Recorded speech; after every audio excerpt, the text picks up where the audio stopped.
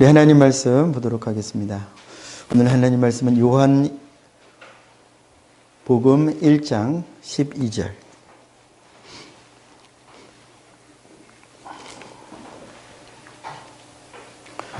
요한복음 1장 12절 말씀.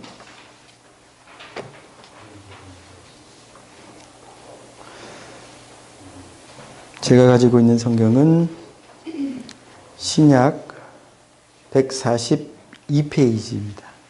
요한복음 1장 12절. 우리 한 목소리로 같이 읽겠습니다. 시작. 영접하는 자, 곧 그 이름을 믿는 자들에게는 하나님의 자녀가 되는 권세를 주셨으니. 아멘. 우리 말씀 나누기 앞서 앞뒤 좌우에 계신 분들께 축복하겠습니다. 한 번 더 축복하겠습니다. 은혜 받으세요. 은혜 받으세요. 은혜 받으세요. 은혜 받으세요.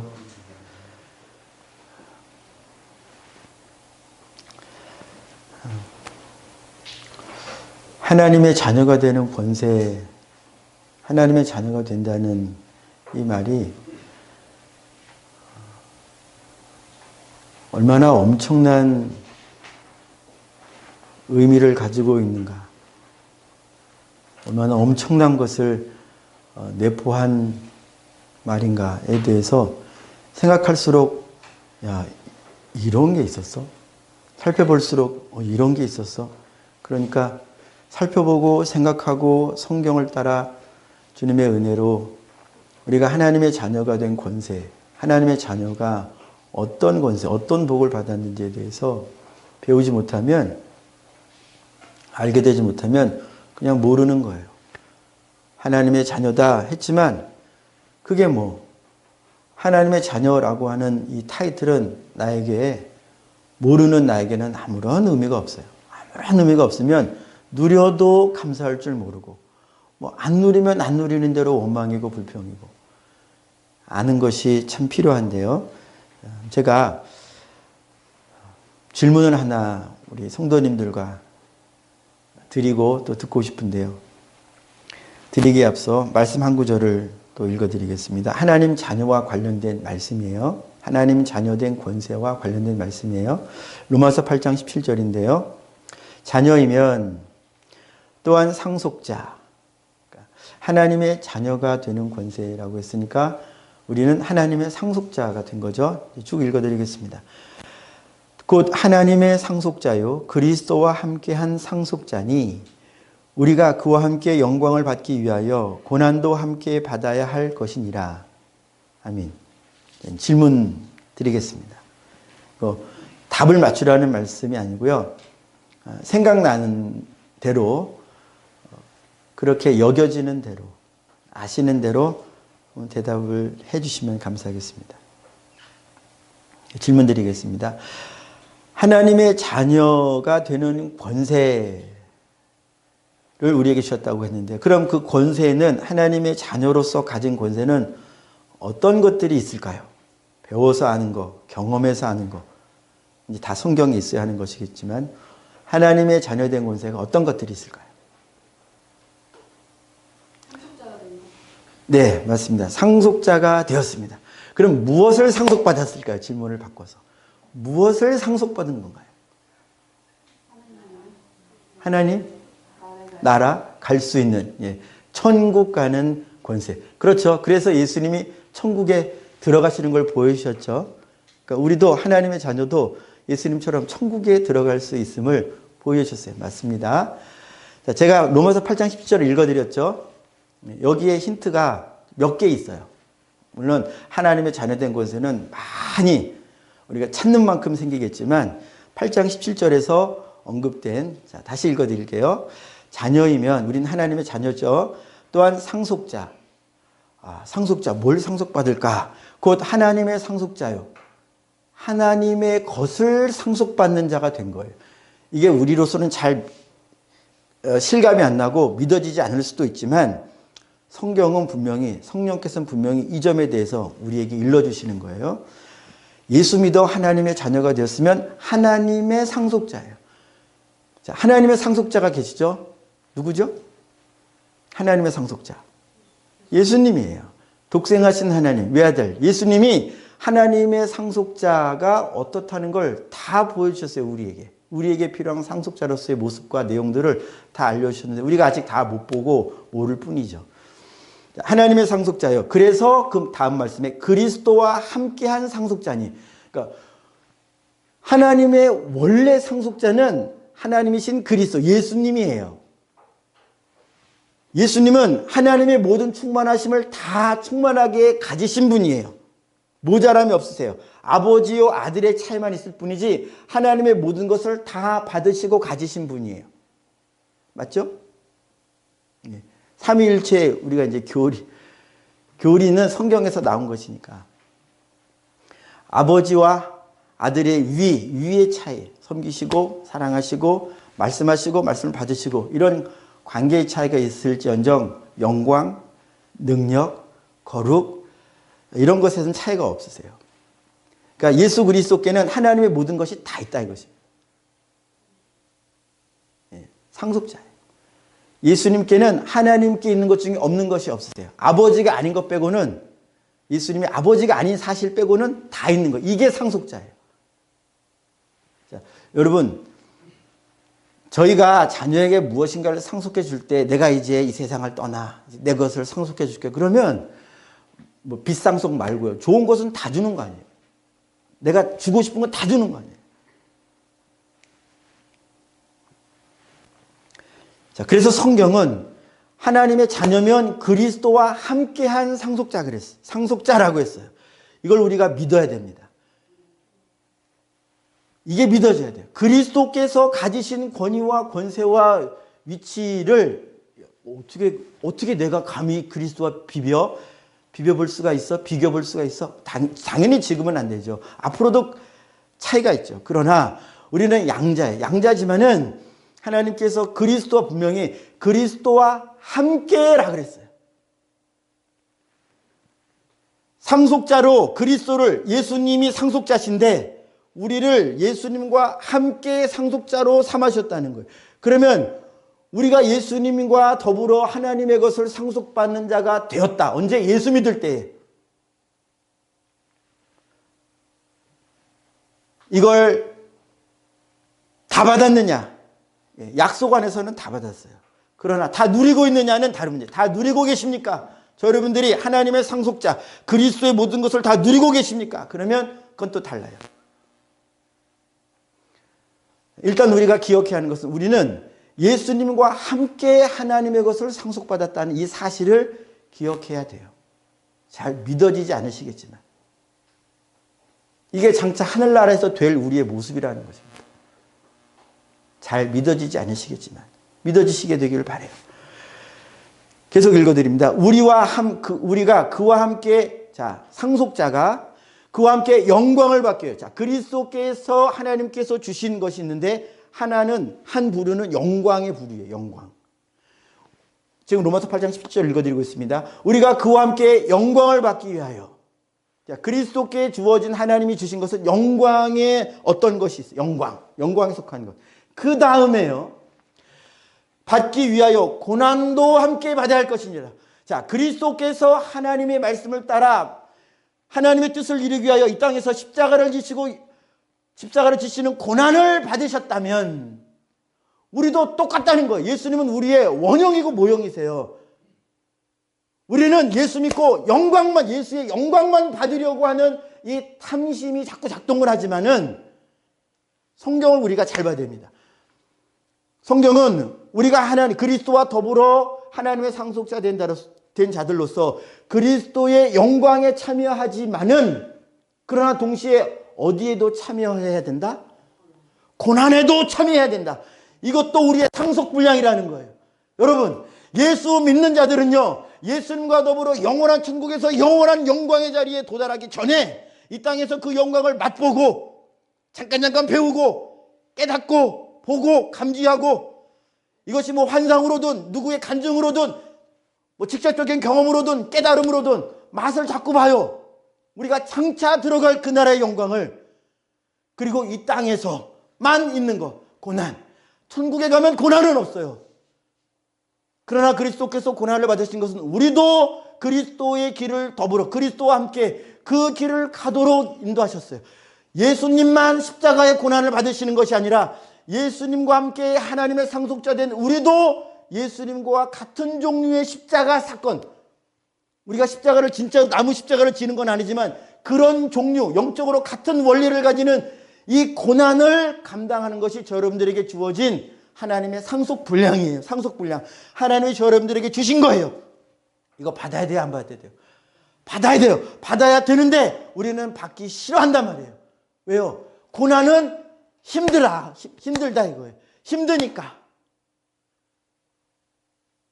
그래서 말씀을 다 받으려고 하지 않고 우리는 말씀을 읽을 때 좋은 것은 내 것으로 삼으려고 하고, 예를 들어 다윗과 사울의 이야기를 읽으면 다윗은 내 것으로 자꾸 나를 다윗에 대입시키고, 사울을 통하여 보여주신 이 죄의 본성들과 죄의 역사들과 죄의 능력들은 내 안에 있는데도 안 보려고 해요. 예수님이 부활하시고 승천하시고 나서 제자들이 능력으로 복음 전하는 것은 가지고 싶은데, 제자들이 감당하는 고난받고 멸시받고 잠도 못 자고 먹지도 못하고 매도 맞는, 예수 믿으면 복 받는다면서요. 그런데 매는 왜 받는 거예요? 재산은 왜 뺏기는 거예요? 목숨은 왜 뺏기는 거예요? 예수 믿는데. 누가 예수 믿으면 부자 된다 그랬어요? 누가? 부자로 만들어 기도하고 가난한 자로 만들어 주시기도 하고, 다 하나님이 우리에게 나눠주시는 거예요. 어떤 분은 우리가 말하는 눈, 코, 입 다 흔히 말하는 정상으로 나오게 하시는 이도 하나님이고요. 주님 분명히 말씀하셨어요. 안 주시는 이도 하나님이라고 했어요. 안 주시는 이도.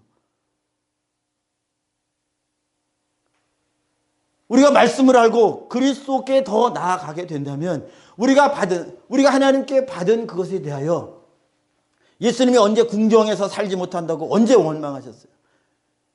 이 말씀은 우리가 어디에서 살든지 간에 항상 하나님을 찬양하며 주의 뜻을 이루기 위하여 애써야 할 것을, 그게 고난의 자리라 이거예요. 그게 고난의 자리. 우리가 들어가기 싫어하는 자리. 사람 중에 누가 가난하고 싶은 사람이 누가 있어요? 거룩해져 가야 주님이 가난하라고 말씀하시면 선지자들처럼 아내도 자기의 삶도 자기의 직장도 하나님 말씀대로 다 선택할 수 있겠지만은 우리는 아직 먼 것 같아요. 제가 저를 볼 때 아직 멀었어요. 고난이 오는 여러 이유가 있지만 고난이 오는 이유 중에 하나가 뭐냐? 여러분들의 죄성을 깨뜨리시고 이 죄성을 이기도록 하시고 순종케 하시고 하나님의 거룩에 참여하시기 위하여 하나님께서 의도적으로 주시는 고난이 있는데, 고난을 받으라 이거예요. 주님이 받으라. 내가 죄를 지어서 받는 고난이든 하나님이 나를 하나님의 뜻 이루는 일에 귀하게 쓰시기 위하여 주시는 고난이든 상관없이, 어떤 고난이든 상관없이 우리의 고난 한가운데서 우리가 말할 수 있는 것은 사실 감사밖에 없다는 것을 우리가 기억해야 한다 이것입니다. 하나님의 자녀는 하나님의 영광뿐만 아니라 고난도 이미 작정이 되었고 하나님의 주머니에 있고 우리에게 꺼내서 주신다. 예수님 말씀하셨잖아요. 나를 따라오려거든 자기를 부인하고 날마다 자기 십자가를 예수님께 주신 예수님의 십자가는 예수님이 지셨어요. 여러분들에게도 하나님이 말씀을 통해서 십자가를 주신다 이것입니다. 말씀이 십자가가 되어서 우리에게 온다 이것입니다. 괜찮습니다. 안 깨우셔도 됩니다. 주무시면서 다 들려요. 괜찮아요. 하나님께서 우리에게 주신 것은요, 하나님의 자녀에게 주신 것은요, 고난도 있다라고 하는 걸 분명히 알 때에, 자, 다시 질문 처음으로 돌아가서 하나님의 자녀가 받은 권세, 로마서 8장에서 두 가지를 볼 수 있죠. 하나는 영광에 속한 권세가 있죠. 영광과 더불어 고난도 받아야 된다고 그랬으니까, 그러면 고난에 속하는 권세도 있어요. 목사님 그게 무슨 말이에요? 영광이라면 권세라고 하는 이 낱말이 붙기게 좋지만 고난과 무슨 권세가 합당해요? 성경에 오늘 우리가 읽은 요한복음 1장 12절에 하나님의 자녀가 되는 권세를 주셨으니 이 권세에 해당하는 헬라어는 엑수시아예요. 엑수시아는 이 신약에서 여러 가지로 해석이 됩니다. 자, 그러나 의미를 한번, 이 여러 가지 해석을 통해서 의미를 한번 이렇게 곱씹어 보세요. 엑수시아가 한글로 번역될 때에 그 문맥 안에서 권세, 권위, 권한, 권능, 관할, 내가 다스리는 관할, 이렇게 번역이 돼요. 예를 들어 마태복음 9장에서 예수님께서 지붕을 뚫고 내려온 그 소자, 중풍병자를 고치실 때에 내 죄사함을 받았다 말씀하시는데요. 그때 8절에 성경이 이렇게 기록합니다.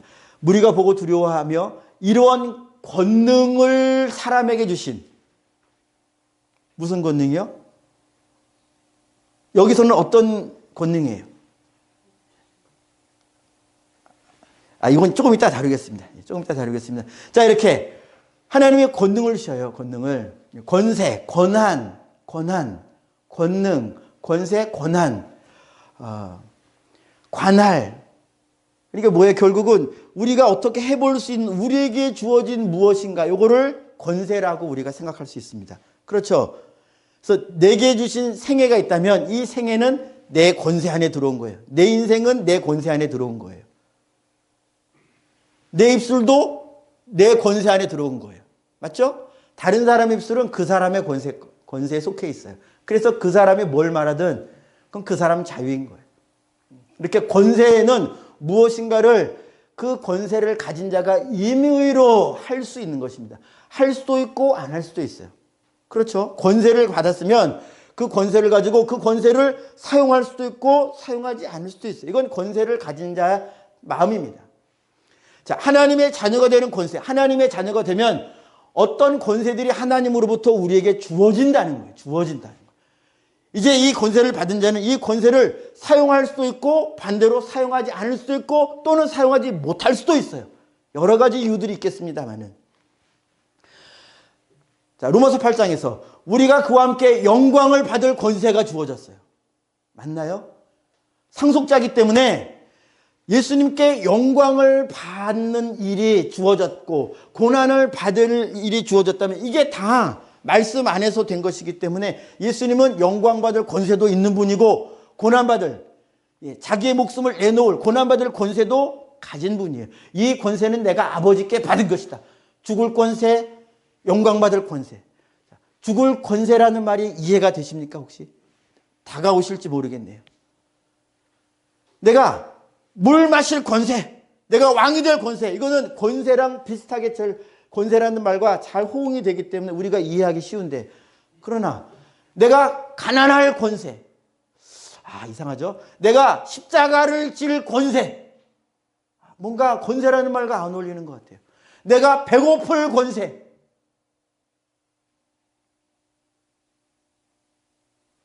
있다 이것입니다.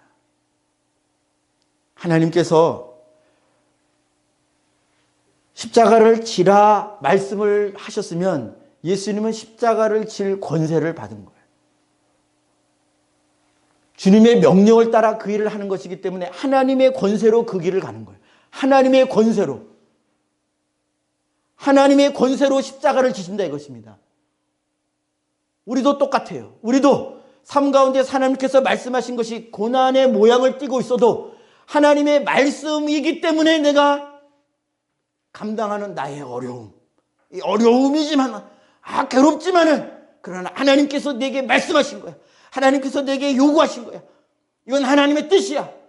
그러면 내가 하나님의 뜻을 따라 그 어려움으로 들어가고 감당할 때는 이건 내 힘, 내 권세로 하는 게 아니라 주님께 받은 권세로 이 어려움을 감당하는 거야. 내가 십자가를 질 때는 내 자랑이 되는 게 아니라 주님 주신 십자가 내가 진다면, 주님 주신 십자가여서 저 여러분들이 만약에 진다면 그 십자가 지는 것은 주의 권세로, 즉 주의 이름으로 지는 십자가다. 이건 하나님께 영광이 있다. 이건 하나님께로부터 오는 복이 있다. 가품이 있다. 주의 권세 안에서 된 일은 다 주님의 갚으심이 있어요. 자, 그럼 다시 질문으로 죄송합니다. 자, 그래서 하나님의 자녀의 권세가 어떤 게 있을까요? 다시 영광에 속한 권세. 그 다음에 어디에 속한 권세요? 고난에 속한 권세도 있어요. 우리가 분명히 그리스도와 함께 하나님의 상속자가 되었으니 이제 하나님의 모든 말씀을 다 우리가 받아야 돼요. 한 말씀도 예외 없이 저 여러분들에게 성경에 기록된 하나님의 말씀이 한 말씀도 저 여러분들을 피해가지 않으실 겁니다. 피해가지 않으세요. 다 말씀이 저 여러분들 앞에 나타나실 거예요. 저 여러분들에게 오실 것이고 때가 되면. 그래서 모자란 부분에 대해서는 십자가의 보혈의 공로 안에서 계속 용서받고 깨끗함 받고 실패해도 다시 용서받고 다시 온전하게 되고 더불어 성령의 능력으로 말씀을 자꾸 이루어가는, 거룩을 자꾸 이루어가는, 이게 하나님의 자녀의 권세죠. 그래서 영광에 속한 권세가 있고 고난에 속하는 권세가 있어요. 자, 그런데 오늘 저희가 어떤 권세를 다루고자 해요. 자, 아까 잠깐 드리다가 말았는데 우리 여기는 말씀 찾아가 봤으면 좋겠습니다. 마태복음 9장 1절에서 8절 보겠습니다. 마태복음 9장 1절에서 8절. 여기에 중풍병자가 주님께 고침받고 죄사함 받는 장면이 기록된 말씀이 있는데요. 우리 보겠습니다. 제가 쭉 읽겠습니다. 함께 읽을 부분만 같이 따로 읽겠습니다. 1절. 예수께서 배에 오르사 건너가 본 동네에 이르시니 침상에 누운 중풍병자를 사람들이 데리고 오거늘 예수께서 그들의 믿음을 보시고 중풍병자에게 이르시되 작은 자야 안심하라 내 죄사함을 받았느니라. 어떤 서기관들이 속으로 이르되 이 사람이 신성을 모독하도다. 예수께서 그 생각을 하시고 이르시되 너희가 어찌하여 마음에 악한 생각을 하느냐. 내 죄 사함을 받았느니라 하는 말과 일어나 걸어가 하는 말 중에 어느 것이 쉽겠느냐.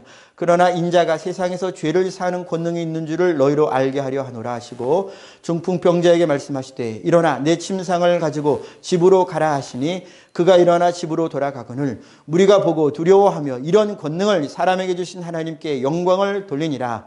아멘. 자, 이 마태복음 9장 1절에서 8절에서는요 어떤 특정한 부분만 뽑아서 보기 위해서 읽은 것이에요. 자, 어떤 것을 보려고 하냐면 6절에 보면요. 그러나 인자가 세상에서 죄를 사는 권능이 있는 줄을 너희로 알게 하려 하노라. 인자가 죄를 사는 권능이 있다. 이 권능이 엑수시아예요. 그러면 여쭙겠습니다. 인자는 예수님을 가리키는데 예수님이 이 땅에서 누군가의 죄를 사는 권세가 있다고 하는 것을 알게 하려 하셨으면 우리는 이걸 알아야죠. 아, 예수님께 죄를 사는 권세가 있구나. 그러면 이제 그 다음으로 나갈 수 있습니다. 그 다음이 어디예요? 우리가 앞서서 봤던 겁니다. 예수님과 더불어 우리가 하나님의 자녀가 되었으면 예수님께서 가지신 권세 중에 우리는 다 받는다. 다 갖는다. 영광받을 권세도 받고 고난에 속하는 권세도 받는다. 용서하는 권세는 뭐예요? 용서하는 이 엑수시아. 용서하는 이 엑수시아. 권세, 권한은 예수님께 있음을 우리에게 알려주셨어요. 그러면 저 여러분들에게 용서할 수 있는, 죄사할 수 있는 권세가 있어요? 없어요? 있어요. 이걸 서기관들이 오해합니다. 죄사하는 걸 하나님만 하시지 어떻게 네가 죄를 사하냐? 사람 안에 있는 죄를 어떻게 사람이 죄사하냐? 하나님만 하시지. 우리는 그저 하는 용서뿐이지. 근데 자기들이 이 말을 하면서도 자기들이 무슨 말을 하는지 몰라요. 우리가 할 수 있는 것은 용서고 하나님이 할 수 있는 것은 죄를 없이 하시는 거라고 이렇게 사람 안에서는 이런 생각을 해요. 그러나 하나님, 예수님이 분명히 뭘 알게 하셨어요? 인자는 땅에서도 죄를 사하는 권세가 있다. 성경은 예수 믿는 자들에게 그리스도의 권세가 있다. 우리에게 죄를 사진다고 하는 것을 오해할 만한 말씀들이 있는데 일단 이 오해할 만한 부분들에서 먼저 다루고 다시 이쪽으로 돌아와서 죄 사하는 권세가 왜 우리의 권세인지를 다루도록 하겠습니다. 여기 마태복음 9장을 책갈피를 해 주시고요. 요한복음 20장 23절 먼저 우리 같이 읽겠습니다. 요한복음 20장 23절.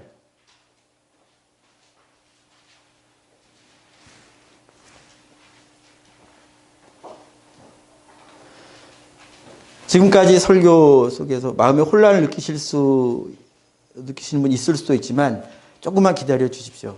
풀어드리겠습니다. 풀어집니다. 자, 요한복음 20장 23절 우리 같이 읽습니다. 시작.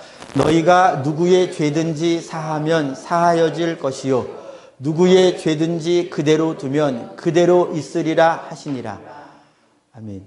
이 말씀이 우리가 오해하기 쉬운 표현들이 되어 있어요. 그러나 내용을 알면 오해하지 않을 수 있는데, 자, 23절만 보면 마치 천주교 신부들이 고해성사라고 하죠. 이렇게 칸막이 쳐놓고 누가 이렇게 죄를 말하면 자매의 형제의 죄가 사해졌습니다 하고 하나님의 권위로 용서하는 것처럼, 마치 하나님인 것처럼 하는 그런 장면, 그거 아니야? 이렇게 생각할 수 있는데 따지고 들어가 보면 그 내용이 아니에요. 자, 22절 먼저 봅니다. 22절도 보세요. 이 말씀을 하시고 그들을 향하여 숨을 내쉬며 이르시되 뭘 받으라? 성령을 받으라. 이 죄 사는 것은 성령, 제가 전에 우리 성령 다룰 때 말씀드렸죠. 예수님이 성령 받으라 한 것은 성령이 계시는 수준이 아니라 충만함, 예수님이 성령 받으라 하는 것은 성령 충만을 받으라라고 하는 그 말씀이라고 말씀을 드렸죠. 그러니까 성령을 받으라. 제자들에게 성령이 없다는 말씀이 아니에요. 성령 충만을 받으라는 말씀이에요. 죄사함은 성령 충만과 관련이 있어요. 일단 이렇게 생각하시고요. 다시 한 절 더 올라갑니다. 21절. 예수께서 또 이르시되 너희에게 평강이 있을지어다. 아버지께서 나를 보내신 것 같이 나도 너희를 보내노라. 자, 성령 받으라 한 말은 지금 누구에게 하시는 말씀이에요? 예수님께서 이제 세상에 보내실 예수의 증인될 자들에게 하시는 말씀이죠? 예, 맞아요. 예수님이 이 땅에 아버지의 말씀을 증거하는 자로서 오셨을 때 예수님이 한마디라도 한 행동이라도 아버지 뜻과 다르게 자기 맘대로 말하거나 생각하거나 누구를 욕하거나 흠잡거나 없이 여기거나 하신 것이 있을까요? 없을까요? 한순간도 한마디도 없어요. 이 상황에 대해서 예수님이 뭐라고 하셨어요? 아버지께서 나를 보내신 것 같이. 자, 이 관계를 보세요. 아버지께서 나를 보내셔서 나는 아버지의 이름으로 왔기 때문에 아버지께서 내게 주신 말만 하고 내게 보여주신 것만 행동하고 그대로 아버지께서 하라고 하신 아버지의 뜻을 내가 다 이룬다. 다 이룬다. 그래서 십자가에서 죽으실 때는 다 이루었다. 하나도 남김없이 어김없이 다 이루신 분이 성령 충만하신 예수님이었어요. 이 관계가 먼저 우리 눈에 보여야 돼요. 그리고 예수님이 뭐라고 하셨어요? 그렇게 내가 온 것처럼 나도 요 관계처럼 나도 너희를 보내는데 너희가 아버지와 나의 관계처럼 나와 너희들 관계가 되려면 너희에게 뭐가 필요하다? 성령 충만이 필요하다. 맞아요. 성령 충만이 필요하다. 성령 충만하고 자, 성령 충만해요. 복음을 전해요. 왜 전해요? 죄에서 건지려고 구원하려고. 성령 충만한 자가 너 죄네 그대로 망해버려라 이래요? 아니요. 성령 충만한 자는 한 영혼이라도 건지려고 한 영혼이라도 건지려고 그래서 죄가 있는 자를 봤어요. 죄인을 봤어요. 성령 충만한 자가 죄인을 향하여 첫 번째로 드는 생각이 뭘까요? 저 사람은 멸망당하겠네. 그리고 집에 가는 걸까? 아니면 저 사람 구원받아야 되는데 하는 걸까요? 후자죠. 성령 충만한 자는 반드시 죄인을 보면 그 죄에서 살도록 하는 욕구가 일어난다 이것입니다. 죄를 살리고자 하는 하나님의 욕망이 일어난다 이거예요. 그래서 그 죄를 없이 하기 위해서 뭐해요? 복음을 전하는 거고요. 그 사람이 만약에 나에게 잘못을 범했어요. 죄를 졌다 이거예요. 지난주 기억나십니까? 마태복음 18장에서 1만 달란트를 탕감받은 종과 100데나리온 그 종의 100데나리온을 자기에게 빚진 그 동료를 그 빚을 탕감 안 해줬잖아요. 이건 용서에 관한 말씀이었다는 것을 우리가 봤습니다. 자, 이제 죄인에게 성령 충만한 저와 여러분들이라 가정했을 때 여러분들이 이 사람을 죄에서 건져내려고 하는 마음에 일어나고 어떻게 하면 그렇게 할 수 있을까? 어떻게 하면 복음을 전할 수 있을까? 어떻게 하면 저 사람이 돌아오게 할 수 있을까? 하고 집에 가서는 하나님께 기도요. 앞에 가서는 복음을 전하려고 또 복음을 전하는 모양으로 어떻게든지 궁리를 해가지고 그 죄에서 빼내려고 멸망에서 빼내려고 하는 것이 성령 충만한 사람의 태도죠. 그럼 다시 23절 요한복음 20장 23절로 와요. 자, 이래서 성령 충만한 자가 너희가는 성령 충만한 자예요. 누구의 죄든지 사하면 사여질 것이요. 자, 마태복음 9장에서요. 아까 예수님이 인자는 땅에서 죄 사는 권세가 있음을 알게 하려 했다 그랬죠. 아피엠이에요. 마태복음 18장에서 동료의 이 빚을 탕감하지 않은 이 사람은 용서받았다가 그것이 다시 취소되고 자기 용서받았다고 했던 죄들이 다시 그대로 다시 살아라는 것을 예수님이 분명히 말씀하셨어요. 우리가 누군가의 잘못을 그래 괜찮아 나 그거 마음에 더 안 두어 이렇게 그 사람을 용납하기 위해서 내 입으로 용서를 하면 이 사람이 성령 충만해서 누군가를 용서하면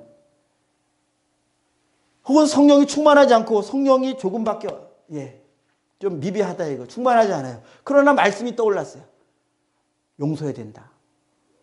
누구라도 490번이 아니라 무한이라도 용서해야 된다. 이게 하나님의 법이다. 하나님의 말씀이다. 나는 그렇게 용서받은 자다. 라는 말씀이 떠올라서 그래서 그 사람을 용서한다면 이 사람은 예수님 말씀하신 것처럼 인자는 땅에서 죄사하는 권세가 있는 자다라고 하는 걸 누리는 자예요.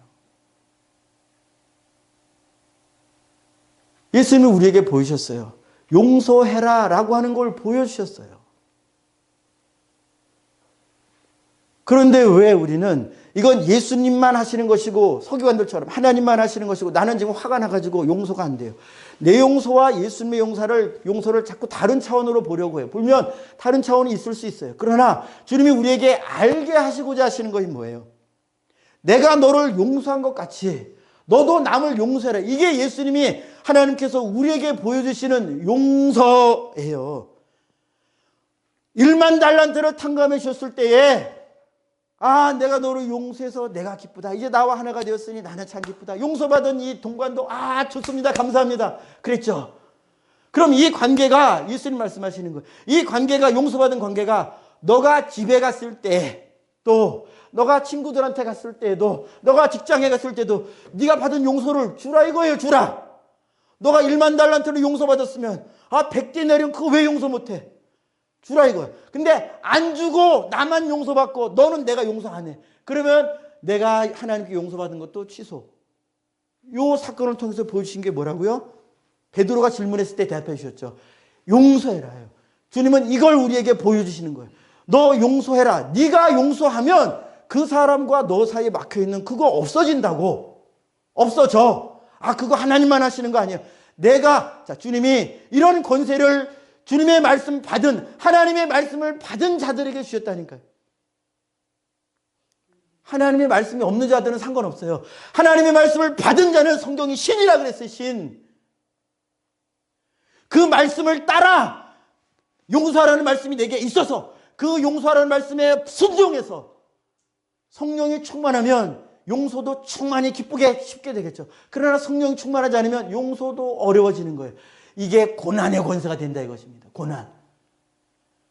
여러분들이 성령과 기도하지 않고 말씀 순종하지 않고 그래서 여러분들 안에 죄가 많으면 많을수록 이 고난의 권세는 그냥 고난일 뿐이에요. 하기 싫은 거예요. 내가 왜 용서해? 용서하는 게 얼마나 힘든데. 내가 왜 참아? 그게 얼마나 힘든데. 힘들어서 안 하려고. 그러나 주님이 감당하라고 하신 권세들이 있는데, 말씀들이 있는데. 우리는 죄사함의 권세를 자꾸 전에 한번 다룬 적이 있습니다. 부리는 권세로 오해를 해요. 부리는 권세. 하늘의 권세는 부리는 권세가 아니라 섬기는 권세. 용서도 내가 섬겨서 해주는, 먼저 해주는 거예요. 사랑도 내가 먼저 해주는 거예요. 물질도 지갑도 내가 먼저 하는 거예요. 복음도 내가 먼저 전해주는 거예요. 그 사람이 복음 전해달라고, 내가 살고 싶으니까, 내가 지옥 갈 것 같으니까 복음 전해달라고 말하지 않는데, 그런데 내가 먼저 주는 거예요. 내가 먼저. 이게 하늘의 권세입니다. 하늘의 권세는 그를 살리기 위해 내가 먼저 가는 거예요. 용서도 그 사람이 용서해 주세요라고 할 때까지 기다리는 게 아니고 이미 내 안에 말씀이 이루어지면서 용서는 내 안에 됐어요. 그냥 절차상으로 그래 내가 용서할게 하는 말은 저 사람이 미안해 라는 말을 할 때 호응이 되고 모양이 되는 거지. 저 사람은 자기가 잘못한 줄도 모르고 자기가 잘했다 그러고 날 욕하고 있는데 그 사람 앞에 가서 내가 너를 용서해. 그러면 나만 이상한 사람이 되는 거예요. 나는 용서한 사람으로서 마음으로는 용서를 하고 준비를 하고 언제든지 그 사람이 참됐다고 말하기만 하면 내가 기다렸어. 그래. 얼마든지 용서해. 괜찮아. 우리 다시 한번 해보자.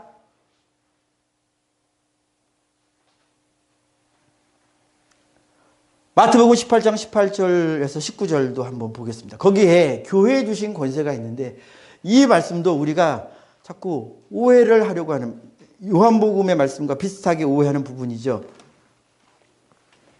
마태복음 18장 18절 19절.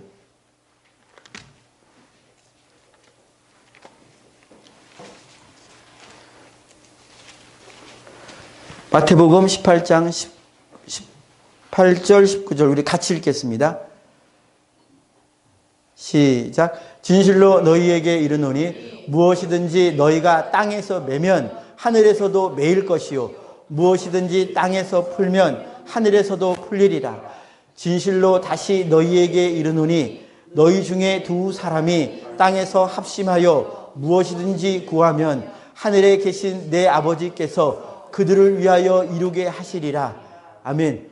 얼마나 멋진 말씀이에요. 누가 보고 읽어도 이야 예수 믿을만 하네 싶은 말이죠. 그러나 이 말씀은 이미 어떤 상태가 전제되어 있다는 것을 우리가 기억해야 돼요. 아까 요한복음에서 본 것처럼 누구의 죄든지 그냥 두면 그냥 있고 사하면 없어진다. 이 말씀은 성령 충만하게 된 자들에게 하신 말씀이고 성령 충만한 자들은 절대로 죄 있는 자를 그냥 죄에서 멸망하도록 내버려두지 않는 사람들이에요.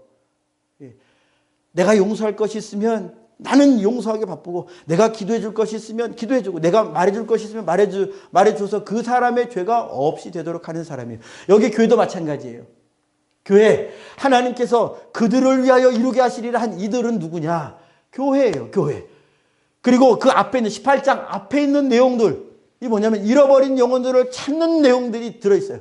교회가 범죄한 자들을 다시 회개케 하는 그런 내용들이 그 앞에 있어요.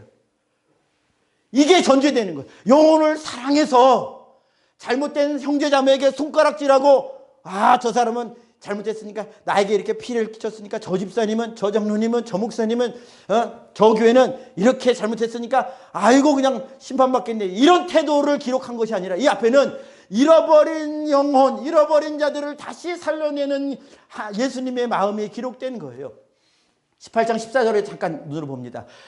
이와 같이 이 작은 자 중에 하나라도 잃는 것은 하늘에 계신 너희 아버지의 뜻이 아니니라 하는 이 아버지의 뜻을 기록한 것이 18장 앞에 쭉 기록된 거예요. 교회는 이들을 건져내기 위하여 기도한다 이것입니다. 두세 사람이 기도한다 이것은요. 그들이 건진받도록 하기 위한 기도지 돈을 주세요. 두 사람이 앞에서 명예를 주세요. 이런 기도를 말하는 게 아니에요. 이런 기도를. 영혼을 살려내기 위하여 교회가 마음을 쏟아서 하는 기도에 주님이 이루신다 이거예요. 이루신다.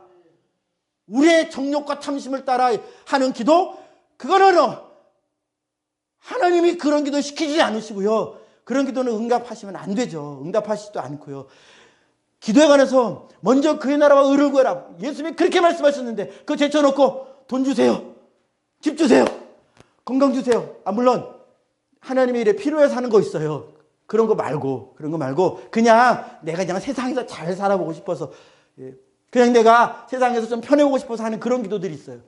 그런 기도를 말하는 게 아니다.